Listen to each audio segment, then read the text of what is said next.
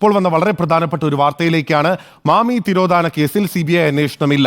CBI അന്വേഷണം ആവശ്യപ്പെട്ടുള്ള കുടുംബത്തിന്റെ ഹർജി ഹൈക്കോടതി തീർപ്പാക്കി. കേസിൽ ക്രൈംബ്രാഞ്ച് അന്വേഷണം നടക്കുന്നുവെന്ന് സർക്കാർ കോടതിയെ അറിയിച്ചു.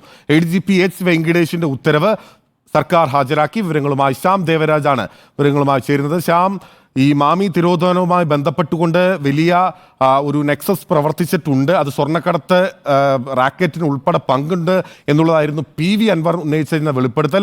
അതിനിടയിലാണ് ഇപ്പോൾ ഹർജി ഹൈക്കോടതി പരിഗണിക്കുകയും തീർപ്പാക്കുകയും ചെയ്തത്. എന്തൊക്കെയാണ് വിവരങ്ങൾ? നിലമ്പൂർ MLA PV അൻവർ സ്വർണ്ണക്കടത്തുമായി കേസുമായി ബന്ധപ്പെടുത്തി ഈ വിഷയം ഉന്നയിക്കുമ്പോഴാണ് ഇത് പൊതുശ്രദ്ധയിലേക്ക് വരുന്നത്. കോഴിക്കോട് നടക്കാവ് പോലീസാണ് നേരത്തെ 2023 മാമി എന്ന മുഹമ്മദ് ആറ്റൂരിനെ കാണാതായതുമായി ബന്ധപ്പെട്ട് റിയൽ എസ്റ്റേറ്റ് വ്യാപാരി മുഹമ്മദ് ആറ്റൂരിനെ കാണാതായ സംഭവത്തിൽ ഒരു കേസ് രജിസ്റ്റർ ചെയ്തിരുന്നു, അന്വേഷണം നടത്തിയിരുന്നതും.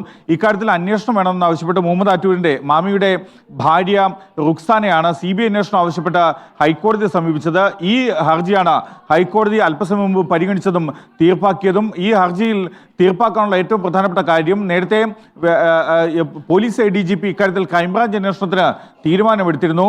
ആ തീരുമാനം അനുസരിച്ച് ക്രൈംബ്രാഞ്ച് അന്വേഷണം മുന്നോട്ട് പോവുകയാണെന്ന് സംസ്ഥാന സർക്കാർ ഹൈക്കോടതിയെ അറിയിച്ചിട്ടുണ്ട്. മാത്രമല്ല ഇത് സംബന്ധിച്ച ഉത്തരവിൻ്റെ പകർപ്പും സർക്കാർ ഹൈക്കോടതിയിൽ ഹാജരാക്കിയിട്ടുണ്ട്. കോഴിക്കോട് റേഞ്ചിലെ ക്രൈംബ്രാഞ്ച് IG ആയ P പ്രകാശിന്റെ നേതൃത്വത്തിലുള്ള സംഘമാണ് ഈ കേസ് അന്വേഷിക്കുന്നത്. 6 അംഗ സംഘമാണ് അന്വേഷിക്കുന്നതെന്ന കാര്യം പ്രേമൻ ആണ്, DYSP പ്രേമനാണ് ഈ കേസിന്റെ ഇൻവെസ്റ്റിഗേഷൻ ഓഫീസർ.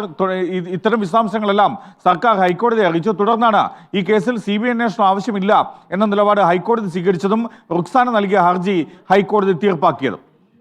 ഓക്കെ ശ്യാം, തുടരുക. മറ്റൊരു വാർത്തയുടെ വിശദാംശങ്ങൾ കൂടി ശ്യാം നൽകും. ADGP MR അജിത് കുമാറിനും മുഖ്യമന്ത്രിയുടെ പൊളിറ്റിക്കൽ സെക്രട്ടറി P ശശിക്കുമെതിരെ അന്വേഷണം ആവശ്യപ്പെട്ട് നൽകിയ ഹർജിയിൽ വിജിലൻസിനോട് റിപ്പോർട്ട് തേടി കോടതി. 2 മാസത്തിനകം റിപ്പോർട്ട് ഹാജരാക്കാനാണ് വിജിലൻസ് ഡയറക്ടറോട് തിരുവനന്തപുരം വിജിലൻസ് കോടതി നിർദ്ദേശിച്ചത്. ശ്യാം ദേവരാജുണ്ട് വിവരങ്ങളുമായി. ശ്യാം, ഏറെ വിവാദമായി നിൽക്കുന്ന ഒരു സംഭവത്തിലാണ്, ഒരു രാഷ്ട്രീയ സംഭവ വികാസത്തിൽ കൂടിയാണ് ഇപ്പോൾ കോടതിയുടെ ഇടപെടൽ. എന്തൊക്കെയാണ് വിവരങ്ങൾ? നെയ്യാറ്റിൻകര സ്വദേശിയായ അഭിഭാഷകൻ P നാഗരാജാണ് നേരത്തെ ഇക്കാര്യത്തിൽ അന്വേഷണം ആവശ്യപ്പെട്ട് ആദ്യം DGPക്ക് പരാതി നൽകിയത്. എന്നാൽ വിജിലൻസ് DGP ഇക്കാര്യത്തിൽ ഈ P ശശിക്കും ADGP അജിത് കുമാറിനുമെതിരെ അന്വേഷണം നടത്തണമെന്ന് ആവശ്യപ്പെട്ടുള്ള പരാതിയിൽ നടപടിയെടുത്തിരുന്നില്ല. തുടർന്ന് നാഗരാജ് തിരുവനന്തപുരം വിജിലൻസ് കോടതിയെ സമീപിക്കുകയായിരുന്നു. ഈ ഹർജി ഇന്ന് വീണ്ടും പരിഗണനയ്ക്ക് വന്നു. ADGP MR അജിത് കുമാറിനും മുഖ്യമന്ത്രിയുടെ പൊളിറ്റിക്കൽ സെക്രട്ടറി P ശശിക്കുമെതിരെ വിജിലൻസ് അന്വേഷണം വേണമെന്നതായിരുന്നു ഈ ഹർജിയിലെ ആവശ്യവും. ഇക്കാര്യത്തിലാണ് വിജിലൻസ് ഡയറക്ടറോട് കോടതി, തിരുവനന്തപുരം പ്രത്യേക വിജിലൻസ് കോടതി റിപ്പോർട്ട് തേടിയത്. 2 മാസത്തിനകം റിപ്പോർട്ട് നൽകണം എന്നാണ് വിചാരണ കോടതിയുടെ നിർദ്ദേശം. ഇക്കാര്യത്തിൽ മറ്റൊരു അന്വേഷണം നടക്കുന്നുണ്ട്. MR അജിത് കുമാറിനെതിരെ മറ്റൊരു അന്വേഷണം നടക്കുന്നുണ്ട്. വിജിലൻസ് അന്വേഷണം നടക്കുന്നുണ്ടെന്ന് വിജിലൻസ് പ്രോസിക്യൂട്ടർ കോടതിയെ അറിയിച്ചു. തുടർന്നാണ് ആ അന്വേഷണവുമായി ബന്ധപ്പെട്ട റിപ്പോർട്ട് ഹാജരാക്കാൻ വേണ്ടി കോടതി നിർദ്ദേശം നൽകിയത്. ഈ റിപ്പോർട്ട് ഹാജരാക്കാൻ 2 മാസം സാവകാശം വേണമെന്നായിരുന്നു സർക്കാർ കോടതിയിൽ ആവശ്യപ്പെട്ടത്. ഇതനുസരിച്ചാണ് 2 മാസം സാവകാശം നൽകുകയും ചെയ്തു.